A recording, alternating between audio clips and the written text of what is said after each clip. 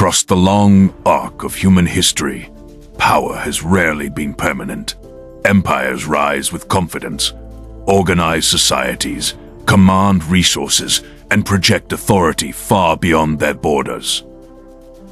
For a time, their influence feels inevitable. Laws are enforced, trade routes secured, armies maintained, and cultures carried across continents. Yet centuries later, many of these once dominant powers survive only as fragments, names half remembered, ruins partially buried, records scattered or lost entirely. History often highlights familiar empires whose legacies remain visible in modern institutions, languages, and borders. But alongside them existed other powers that were no less influential in their time. These empires shaped economies, controlled strategic regions, and governed millions of lives. They influenced the flow of goods, ideas, and political systems across vast distances. Their decisions altered the course of neighboring civilizations. And yet, over time, their stories faded from common memory. For the people who lived under these empires, power was not abstract. It was present in taxation, in military service, in legal systems, and in the rhythms of daily life. Roads were built, cities expanded, administrative systems reached into villages and ports. Trade networks connected distant regions long before modern globalization. These empires did not simply exist. They structured the world around them. What makes their disappearance from popular history so striking is not that they fell. Collapse is a recurring pattern. But how completely many of them vanished from the narrative. Some were absorbed into successor states. Others were dismantled by internal conflict, economic strain, or environmental pressure.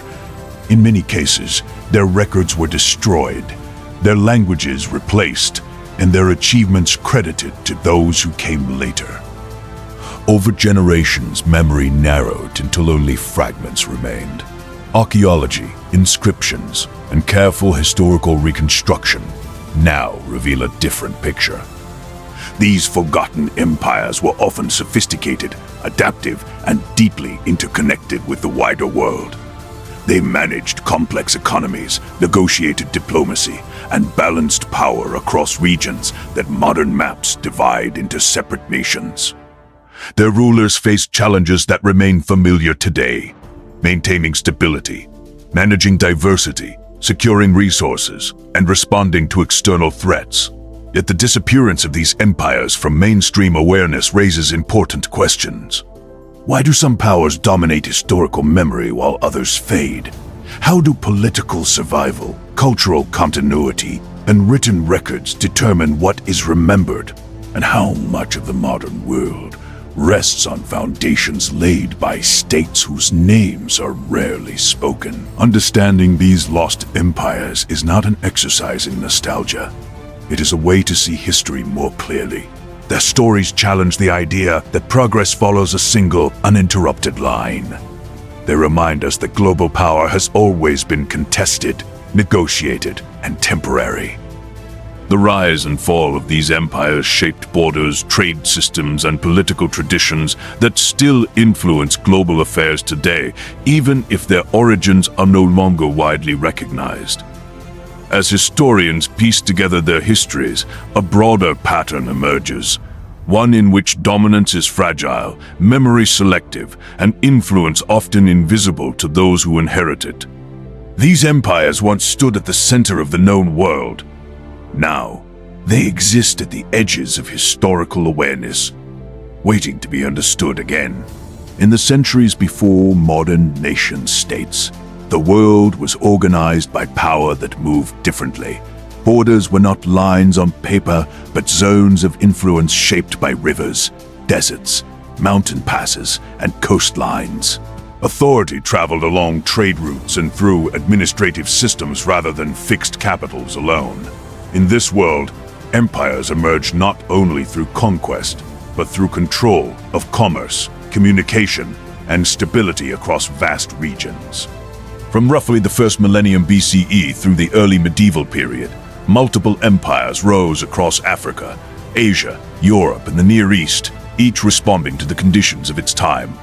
Some governed fertile river valleys where agriculture supported dense populations. Others controlled arid crossroads where caravans and ships connected distant economies. Power rested in the ability to organize labor, enforce law, collect resources, and maintain legitimacy among diverse peoples. These empires did not see themselves as temporary. Their rulers invested heavily in systems meant to endure. Legal codes, bureaucracies, infrastructure, and cultural institutions. Roads were engineered to last generations. Administrative languages were standardized. Coinage circulated across regions, carrying symbols of authority into daily transactions. For those living within these states, empire was the normal structure of life, not an exception. The main subject of this documentary is not a single lost civilization, but a pattern repeated across history. Empires that once shaped global power and human development, yet later slipped beyond popular memory. These were not marginal states. They influenced regional balances, connected continents through trade, and shaped political traditions that outlived them. Their absence from modern historical awareness reflects how memory is preserved, not how power once functioned. In many cases, these empires operated at the intersection of worlds. They connected east and west, north and south. Goods moved through their territories. Metals, textiles, grain, spices, along with ideas, technologies, and religious traditions. Diplomacy mattered as much as warfare. Alliances were negotiated, borders adjusted, and authority reinforced through both force and cooperation. Empire was an ongoing process, not a static achievement. Time periods overlapped and differed widely, but the structural challenges remained consistent. Governing distance required delegation. Diversity demanded accommodation or control. Economic stability depended on predictable systems of taxation and trade. Environmental pressures, droughts, floods, climate shifts, tested resilience. No empire operated in isolation. Each existed within a network of rivals, partners, and dependent states. As centuries passed, change accelerated, trade routes shifted. New military technologies altered balances of power. Internal divisions strained centralized authority. Some empires adapted, others fragmented. In many cases, collapse was gradual rather than sudden. Authority weakened region by region. Administrative centers lost influence. Local elites asserted independence. What followed was not always chaos, but transformation. The disappearance of these empires from common narratives often occurred long after their political decline. Successor states reused their infrastructure while discarding their names. New ruling groups adopted institutions without preserving historical credit. Written records, when they existed, were copied selectively or lost entirely. Over time, later histories simplified the past, favoring continuity with familiar powers. This process shaped how global history came to be told. Empires that left extensive written traditions in languages later adopted by scholars remained visible. Others, whose records were fragmented or untranslated, receded. Geography played a role, but so did chance. What survived fires, invasions, neglect, and centuries of reinterpretation. The opening question of this documentary is therefore not only what these forgotten empires were, but why they were forgotten. Their stories reveal how historical importance is not measured solely by influence, but by survival of evidence and continuity of memory. They also show that modern global systems did not emerge suddenly, but were built layer by layer, upon earlier foundations. By examining these empires in their own time, on their own terms, it becomes possible to see global history as a complex web rather than a linear progression. Power moved, centers shifted, influence flowed through unexpected channels. What remains today is a world shaped by forces whose origins are often hidden beneath later narratives. Understanding these forgotten empires does not require romanticizing them. Their rule involved inequality, coercion, and conflict, as all empires did. But acknowledging their role restores balance to the historical record. It allows the past to be seen not as a story of a few dominant names, but as a broader human experience shaped by many centers of power. As this exploration begins, the focus turns to the structures, decisions, and conditions that allowed these empires to rise, and to the quiet processes that led them to fade from memory, even as their influence endured. Across much of recorded history, empires emerged not as sudden conquests, but as solutions to recurring problems.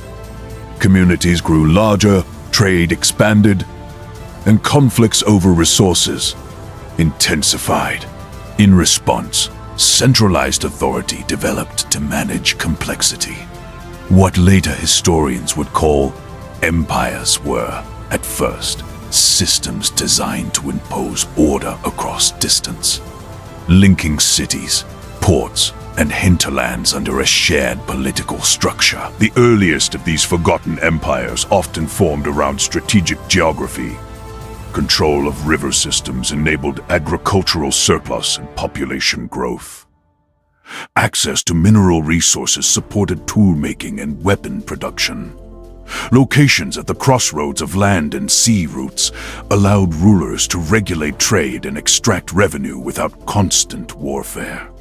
These advantages provided stability, which in turn attracted labor, merchants, and administrators. Leadership in these empires varied widely. Some were ruled by hereditary dynasties, but tied authority to divine sanction or ancestral legitimacy. Others relied on councils, military elites, or bureaucratic officials selected for loyalty and competence. Regardless of structure, power depended on the ability to enforce decisions across territory. This required taxation systems, record-keeping, and local governance that balanced central control with regional autonomy. As these empires expanded, they encountered diverse populations with distinct languages, customs, and religious practices. Survival depended less on forced uniformity and more on accommodation. Many rulers allowed local traditions to continue as long as tribute was paid and order maintained. This pragmatic governance reduced resistance and integrated conquered regions into wider economic networks. Economically, these empires were engines of connection, state-sponsored infrastructure. Roads, canals, ports, storage facilities enabled movement on a scale previously impossible. Merchants carried goods between distant regions, while standardized weights, measures, and currencies reduced friction in exchange. Over time, entire regions became economically interdependent, tied together by imperial systems rather than local isolation. Military power remained essential, but it was rarely the sole foundation of authority. Standing armies were expensive and difficult to maintain. Successful empires combined military force with diplomacy, strategic marriages, hostages, and negotiated alliances. Border regions often functioned as buffers rather than fixed frontiers, adapting to shifting political realities. Major events in the lives of these empires followed patterns that historians recognize across cultures. Periods of consolidation were marked by administrative reform and territorial stabilization. Expansion phases brought wealth but strained governance. Internal competition among elites sometimes weakened central authority. External pressures, rival states, migrations, or economic disruption tested resilience. Over time, stress accumulated. Tax systems grew heavier. Communication slowed across vast distances. Local leaders gained autonomy as central oversight weakened. Environmental factors such as prolonged droughts, floods, or changing trade routes undermined economic foundations. None of these forces acted alone. Decline was typically the result of multiple pressures converging. The end of imperial rule rarely meant the end of imperial influence. Successor states often inherited administrative practices, legal concepts, and infrastructure. Languages persisted in religious or scholarly contexts. Trade routes continued to operate, though under new authority. What changed was the political label, not the underlying system. Historical visibility depended heavily on documentation. Empires that maintained extensive written records in durable materials left clearer traces. Others relied on perishable media or oral tradition, making reconstruction difficult. In some cases, later powers deliberately erased or minimized earlier regimes to legitimize their own rule. As a result, the background of these forgotten empires survives unevenly. Archaeological evidence fills some gaps, revealing urban planning, industrial activity, and long-distance exchange. Inscriptions and foreign accounts provide glimpses of political organization. Yet much remains incomplete, requiring careful interpretation rather than certainty. Understanding this background is essential to recognizing how deeply these empires shaped global power. Their rise was not accidental, and their disappearance was not simple failure. They operated within constraints that remain familiar: geography, economics, technology, and human ambition. By tracing their development and decline, history becomes less about vanished names and more about enduring systems. This context sets the stage for examining the environments in which these empires functioned, landscapes, climates, and social conditions that influenced both their strength and their vulnerability. The environments in which these forgotten empires developed were not passive backdrops. Geography, climate, and social conditions shaped every aspect of imperial power, from economic strategy to political stability. Rivers, mountains, deserts, and coastlines determined where people settled, how resources moved, and which regions could be governed effectively. Many of these empires arose in transitional zones rather than isolated heartlands. River valleys provided fertile soil and predictable water sources, supporting dense populations and agricultural surplus. At the same time, surrounding highlands, steppes, or deserts acted as both barriers and conduits, influencing trade and security. Control of these zones allowed empires to mediate between worlds: agricultural and nomadic, coastal and inland. Climate played a quieter but equally decisive role. Periods of relative stability supported expansion, infrastructure investment, and population growth. When climate patterns shifted, the effects rippled outward. Reduced rainfall strained agriculture. Flooding damaged cities and transport networks. These environmental stresses did not immediately destroy empires, but they amplified existing vulnerabilities within political and economic systems. Urban centers reflected both environmental adaptation and imperial priorities. Cities were often located where natural advantages could be exploited, near waterways, mineral resources, or crossroads of movement. Imperial planners invested in walls, storage facilities, drainage systems, and public spaces designed to manage both people and resources. These urban landscapes served as administrative hubs and symbols of authority. Beyond cities, rural regions formed the backbone of imperial economies. Farming communities supplied food, labor, and tax revenue. Their relationship with central authority was shaped by land quality, climate reliability, and access to markets. In years of abundance, loyalty was easier to maintain. In times of scarcity, tension increased, forcing rulers to choose between relief and repression. Political and social conditions were inseparable from environment. Diverse populations living across varied landscapes required flexible governance.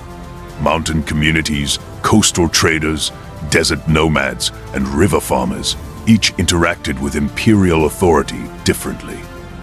Successful empires adapted policies to local conditions, recognizing that uniform control was neither practical nor sustainable. Trade routes followed environmental logic. Caravans moved along oases, river corridors, and mountain passes. Maritime networks hugged coastlines shaped by currents and winds. Empires that controlled these routes gained influence disproportionate to their size. They regulated access, collected revenue, and facilitated exchange between distant regions, reinforcing their central role in global systems. Environmental limits also defined military strategy. Armies required supply lines and favorable terrain. Campaigns were timed to seasons. Harsh landscapes could slow expansion or protect borders. Empires that ignored these constraints paid a high cost, often discovering that logistical failure undermined even the strongest forces. Over time, environmental and social pressures intersected. Population growth increased demand on land and water. Urban expansion altered local ecosystems. Deforestation, irrigation, and mining reshaped landscapes, sometimes improving productivity, sometimes degrading it. These changes were rarely planned for the long term, and their consequences unfolded over generations. As conditions shifted, imperial responses varied. Some invested in adaptation, new infrastructure, revised tax policies, or relocation of administrative centers. Others failed to adjust, clinging to systems that no longer matched reality. The difference often determined whether an empire endured, fragmented, or quietly dissolved into successor states. The historical setting of these empires was therefore dynamic rather than fixed. Power rested not only on political decisions, but on constant negotiation with the environment and society. Stability required balance, and balance was fragile. By examining these landscapes and conditions, it becomes clear that the fate of forgotten empires was shaped as much by soil, water, and climate as by rulers and armies.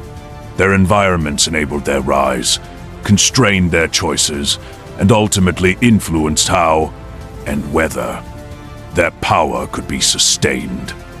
As the centuries passed, the great cities, roads, and monuments of these forgotten empires gradually surrendered to time. Stone walls crumbled, markets fell silent, and the names of rulers faded from memory. Yet even in ruins, traces of their influence endure. Fragments of inscriptions hint at laws once enforced. Remnants of roads reveal networks that once connected distant regions. Artifacts whisper of trade, artistry, and daily life that shaped entire continents. Looking across these landscapes today, one can imagine the bustling energy of past civilizations.